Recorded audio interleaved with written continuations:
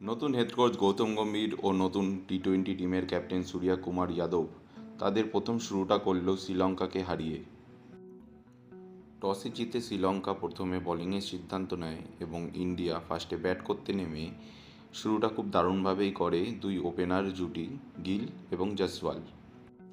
মাত্র 21 বলে 40 রান করে যশস্বী জয়সওয়াল এবং 16 বলে 32 রান করে শুভমান গিল। পাওয়ার প্লে শেষ হতে না হতেই দুই ওপেনার জুটি আউট হয়ে প্যাভিলিয়নের দিকে ফিরে যায়। পরবর্তী সময়ে দলের ভার সামলায় ক্যাপ্টেন সূর্যা কুমার যাদব। 26 বলে 58 রান করে একটা বিধ্বংসী ইনিংস উপহার দেয় টিম ইন্ডিয়াকে। 20 ওভার শেষে ইন্ডিয়া টিমের রান সংখ্যা গিয়ে দাঁড়ায় 213 রান।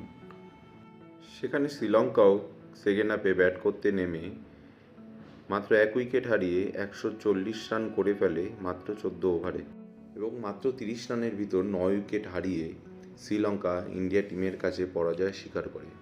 মাত্র 170 রানে তারা অল আউট হয়ে যায়, যেখানে বোলারদের প্রশংসা অবশ্যই করার মতো। মাত্র 1 ওভার 2 বলে 3 উইকেট নেন রিয়ান পরাগ।